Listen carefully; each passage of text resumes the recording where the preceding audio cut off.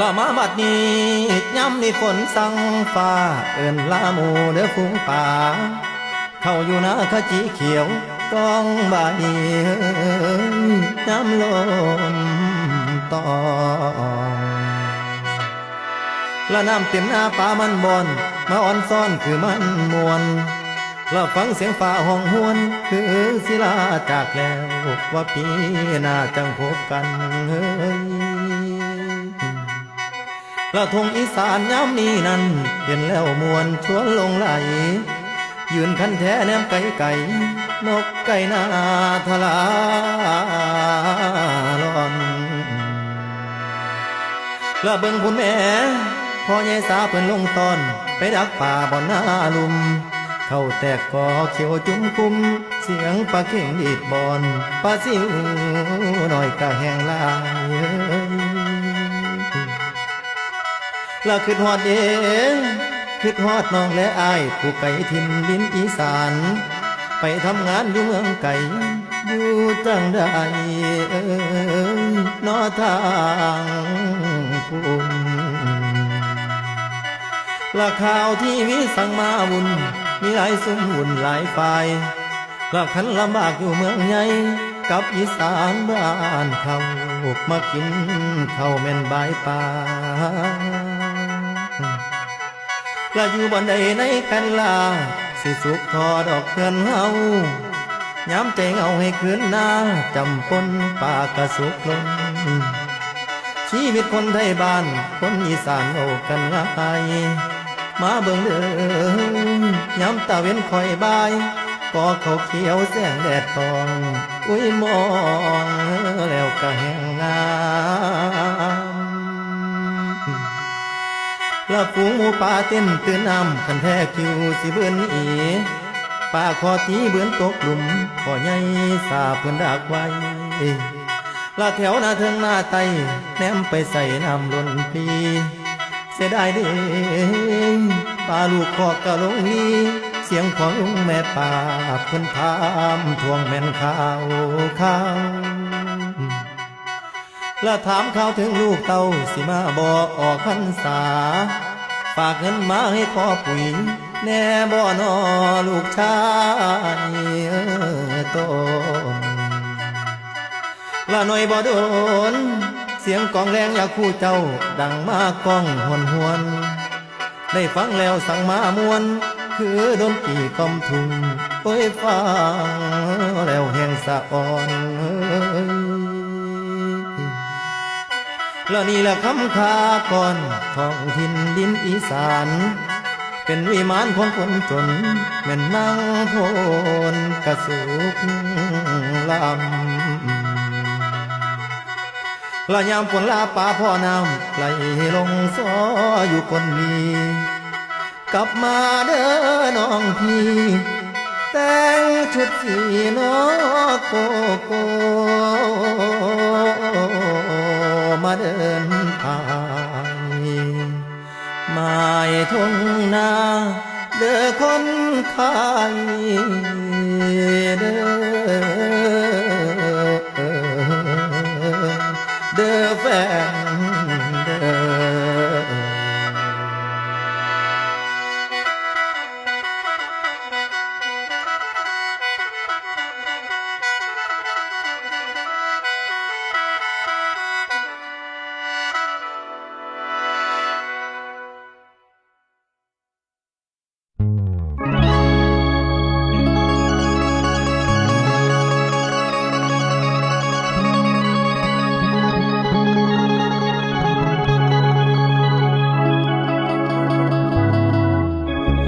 แฟนแฟ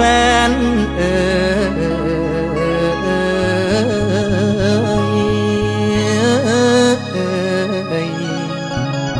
ละหัวหน้าดอนตอนยำแรงนั่งใต้ห่มกกสะแบงบัดลมแรงได้พัดผ่านไว้แน่หนอแนมลงทงความกันดานลมหัวกุดพัดไงกุ้งดินเป็นปุ่มให้สายตา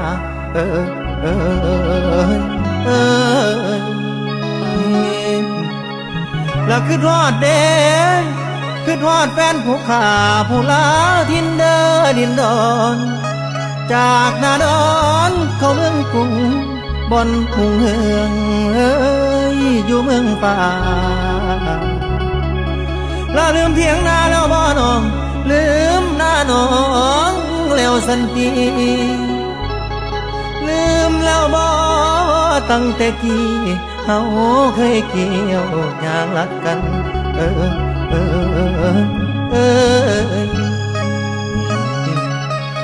เราไปทันว่าหนาวสะบันหนาวจนสั่นขึ้นนอนนาแล้วตกเดึกมาสโนดังได้นั่งฟังอยู่เคียงนอนแล้วหนาวกลางคืนหัวลมลองนั่งบังกองล้อมเข้าใหญ่แล้วมืออายยังขัวใส่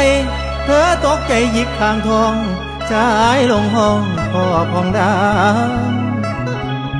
ละล้อมข้าวเหนียวข้าวเจ้ามวนสาวบ่าวพากันตีน้องผู้วิเข้าสนุกคือสัตว์เพียงเสียงข้างโอยละเดือกลมโชยหนาวจันเธอกับฉันยังยิงใส่ผู้เท่านั่งผิงไฟมวนหมู่สาวเบาเที่ยวแซวเจ้าแม่ยานาว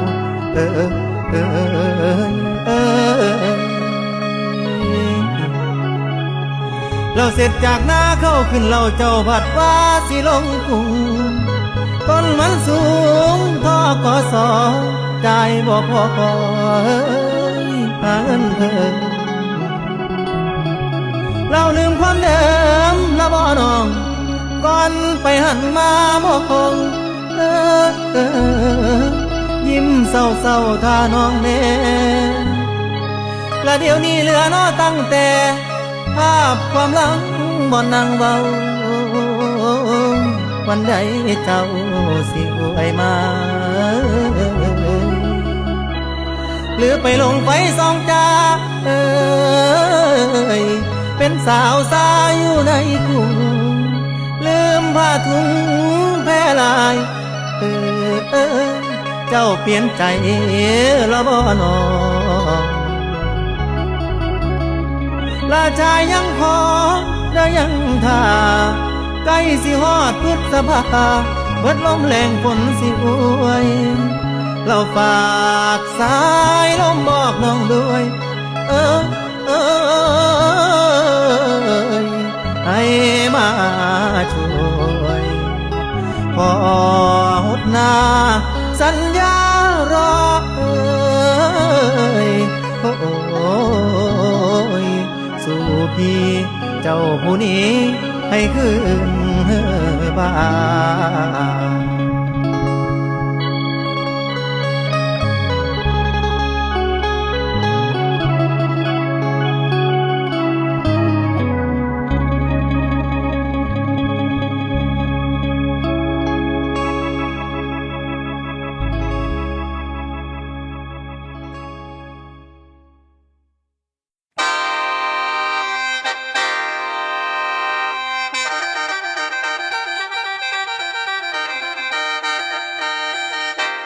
โอ้ยลับป่าเอ้ยป่าห้องตึงยังคิดถึงบ้านเฮาบ่นอละนังมาบัดนี้ขาดฮอดการติดต่อผู้คอยรอพ่อแม่เจ้าโอ้ยมาเที่ยวจมสู่ฟังน้องนางโอ้ยนอไปนาโอ้ยลังมาบัดนี้จากอีสานถิ่นเขาเนาะถิ่นเขาอย่าถามข่าวถึงคนไก่เดละน้องเป็นจังได้อยู่เมืองกรุงบ่หงเฮืองนอทางคุณหลายงานบุญบอกมาบ้านบุญปีใหม่หรือสงกรานต์บังไฟล้านบ่เห็นข่าวคำ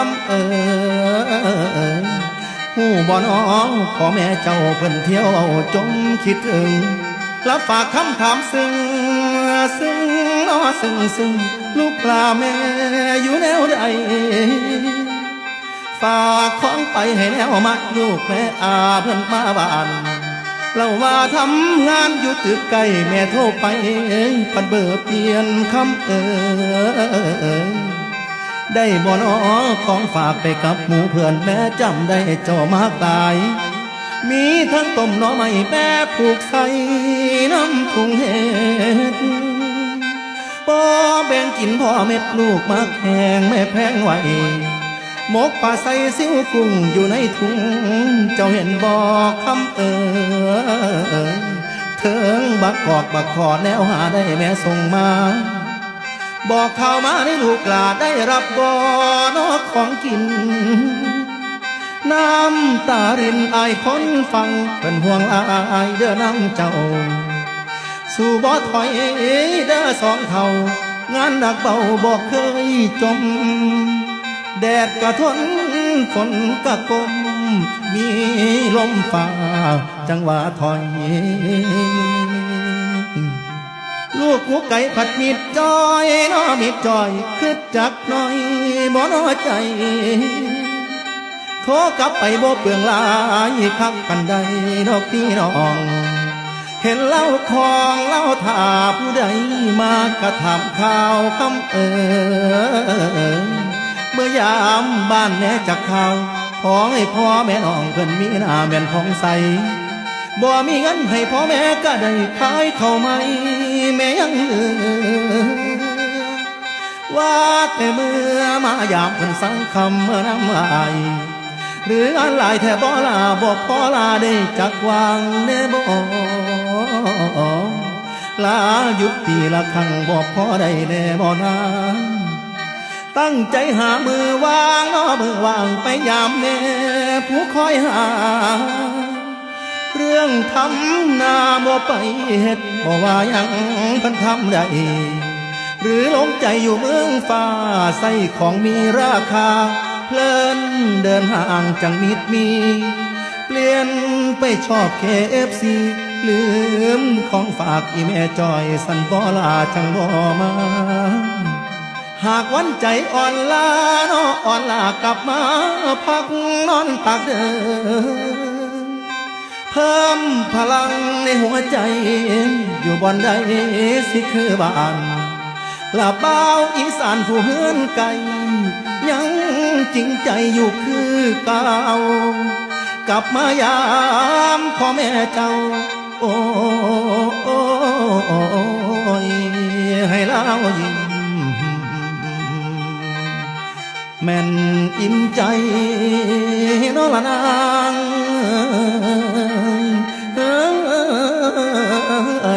โอ้ยนอโอ้ยนาโอ้ยละนา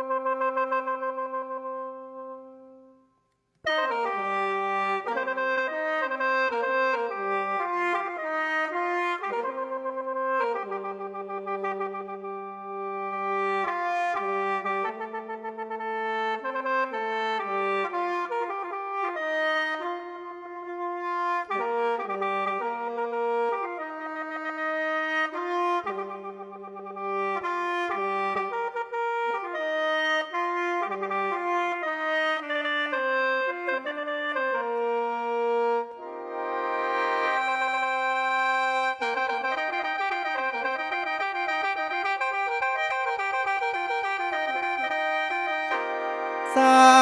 วคนดีมีความช้ำหรือว่าเธอตามหาเขาคนนั้นกันนออุ่น เขาว่าใจพังมุนเขาหลายใจไปจากน้องให้เธอต้องรับกรรมเดโนคงเพราะเธอนั้นช้ำจังบ่ผ่านเดินกายคงเสียใจหลายนอคำอายห่วงน้ำคนิ่งน้องเคยลอยมองทุกแรงเศร้าตอนเธอเป็นแฟนเขาบ่หานเว้าว่าสิอยากหู้ข่าวเจ้าจังเลยอยู่ใส่น้อมือนี้หรือนี่ช้ำไปนั่งเอาดีน้อได้ยินคนสาวเอาว่าคนหักเจ้าหลายใจคงเจ็บหลายสาวคนงามคำมาสินอนกลุ่มปัญหารุมให้เจ้าโทรมาหาอายฝากเบอร์ไว้กับหลานชายรับฟังได้ทุกเรื่องลานางเอ๋ยหากเขาใส่แฟนเปืองก็ลืมเขาเสียเถิดน้องสักวันต้องผ่านเงาเดโนคอยเอาใจซอยเจ้าให้ก้าวผ่านสิ่งนั้นเจอผู้แน่เด้อว่ามีไผห่วงใยบ่มีเวรเคยได้เห็นตอนเธอยิ้มหวานพอป่านไอติมเป็นรอยยิ้มที่สดชื่นบัดมือเขาไปเป็นอื่นคือสิมองบนเสาคงกืนเข้าบอกของคอยามที่เธอนั้นท้อสิหูบอพี่ชายเอารู้ตนสาวผู้ใจเดียวบัดหักกายเป็นความช้ำฝากใจนำไปอ้อยน้องฝากใจนำไปอ้อยน้องย้ำน้ำตาไหลน้องให้เธอหูว่าใจห่วงลานางเอ๋ยคนแอบหักแอบห่วงเป็นเขาควงอายกระชำย้ำเขาทิ่มอายห่วงนางหากทำใจใดบ้างให้เดินผ่านทางเดิมยังคอยเติมแรงใจซอยผนางอยู่เด้อน้องบอกเคยมองว่าเธอแพ้ถึงแฟนเก่าเขาบอกแค่อย่ายอมแพ้ให้เริ่มใหม่ลานางเอ๋ยมีคนห่วงด้วยหัวใจไปอยู่ใสให้ข้าวอายทำใจใดให้อวยคืน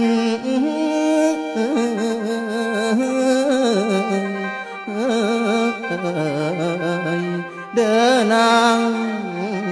เด้อ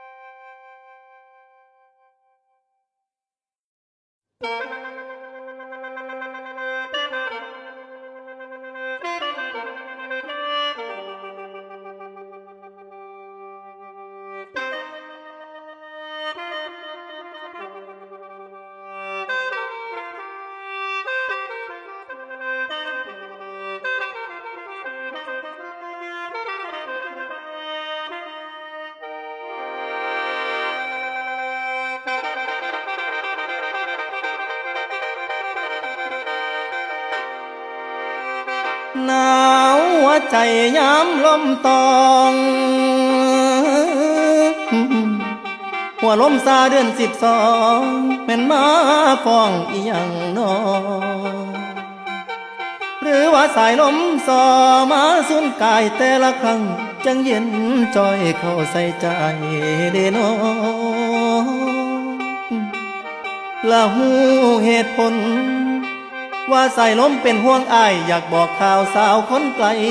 ว่ามีไผเข้ามาแหงถือเพิ่นแสงบนทางโค้งละอายจนงงมือเจ้าโทรมาเว้าว่าจบกันน้อเฮาฟังคำเว้าเจ้าง่ายๆลานางเอ้ยอายแปรลมแปรตายกินสุราอาบน้ำเหล้าผู้ใดเว้าบ่ได้ยินความว่างพังขาดสิ้นเหลือแต่กลิ่นความเจ็บความหนาวเหน็บในหัวใจเป็นเพิงไฟบ่พอช่วยสาวคนสวยเจ้าลืมอายน้องหักพี่อีหลีได้ยังจำได้เบากับพี่ลานางเอ้ยสัญญาไว้ว่าเดือนสี่สิหาเงินมาแต่งน้องพ้องคำพร้อมซอยใส่คอละสิ่งบ่ฝันอายกับพ่อเวลาเปลี่ยนใจคนตามมีคนสามเข้ามาแทนเอิ้นว่าแฟนนอแทนอายเบิดความหมายแล้วบ่ชายคนนี้สิโทษว่าบุญบ่มีดอกเด้ออายบ่โทษเพิ่นลานางเอ้ยเจ้าผู้แก้มเปิ้นเวินโตอยู่ใกล้ใจห่างพร้อมอายยอมแพ้ให้แก่เขาเด้อน้อบ่มีคำสิเว้านั่งกอดเขามันเหงาจีคือคนเบิดความคิดได้นั่งซึมอยู่คือบ้าหยดน้ำตาลูกผู้ชายมาไล่ย้อยอายบ่ได้สำอ้อยแต่มันกลั้นไว้บ่อยู่ลานางเอ้ยคนที่หมายเป็นไผปูอายคิดน้ำตั้งแต่เจ้าบ่มีเจ้าคิดต่อไผเด้น้อละคนที่แม่นแฟนบักอายพ่อผู้ใหม่ใจเลยเควเสียได้เด้คนสุดหักบัดห่างไกลเจ้าลืมอายเพิ่งเข้าใจหูว่าสายลมฟองมาส่งข่าวเรื่องความมองว่านางน้องนั้นลืมพี่ลานางเอ้ยลืมอายแล้วอีนี่คนเบิดหวังแทบสิลมสายลมฟองน้องเปลี่ยนใจ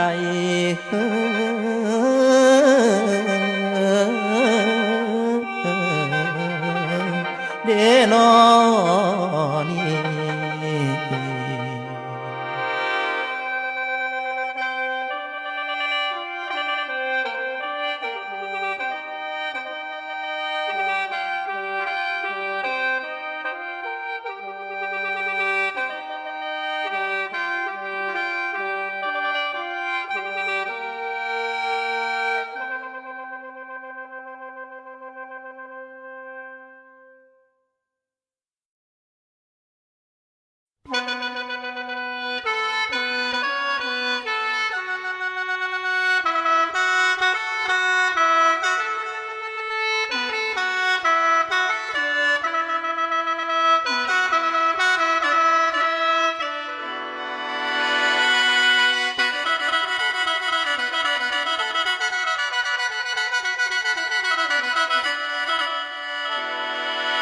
โอ้ยเดนอ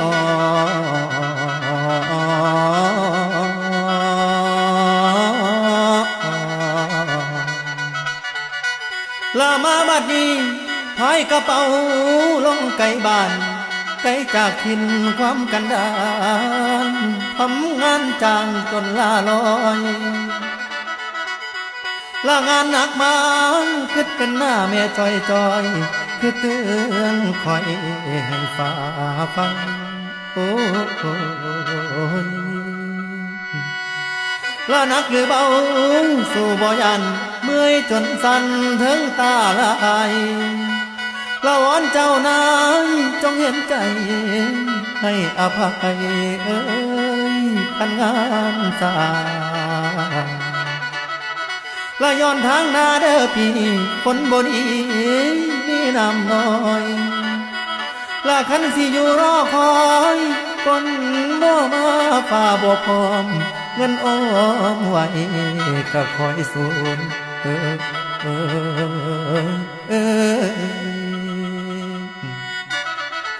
ละคนจนเลยได้บุญ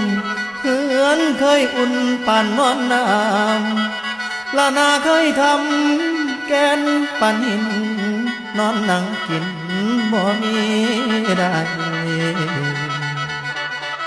ละตัดสินใจจังไกลบ้านใส่แรงงานความหูต่ำไปเด้หนอหางานทำเลือกบ่ได้เงินเดือนให้จ่ายบ่แพงโอ้ยบาดเมื่อยแห้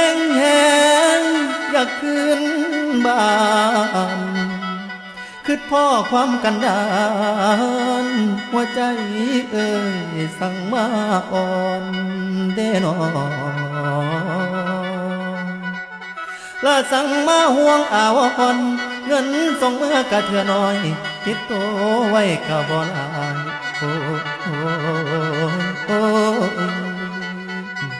บัดแม่โทรหาบอกข่าวลาย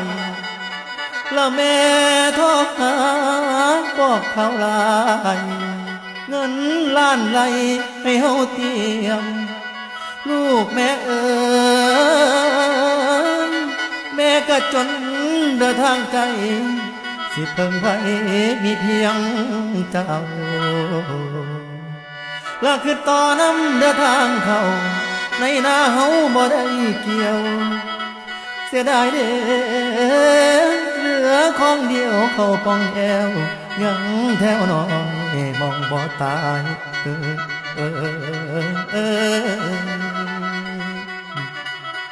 ละเงินที่ลูกส่งให้พอ